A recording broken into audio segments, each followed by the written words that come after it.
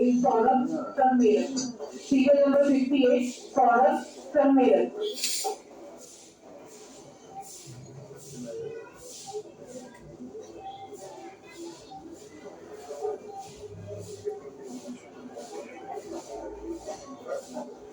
My time is started.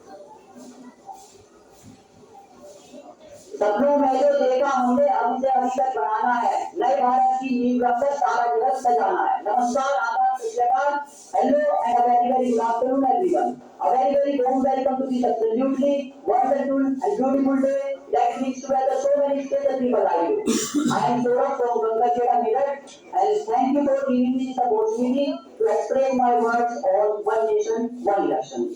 So what we can understand by One Nation, One Election is that we can say it is a process in which the elections which take place in a different times of the different states. So they will take place in a same time within 5 years, so that we can save not only money but also time and expenses which we invest every year in the election.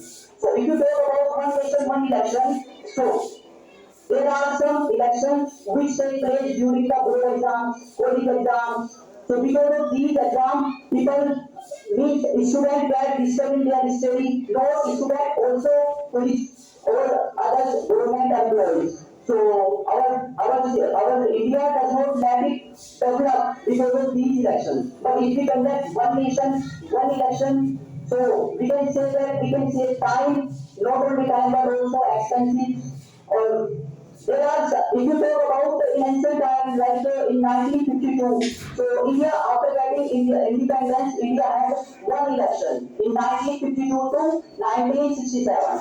So that time, there were these kinds of elections. But after these elections, India had started so many elections, like state assemblies, Lok Sabha, and Gram Panchayat, these kinds of elections. So because of these kinds of elections, our politicians or leaders don't have time to develop new India.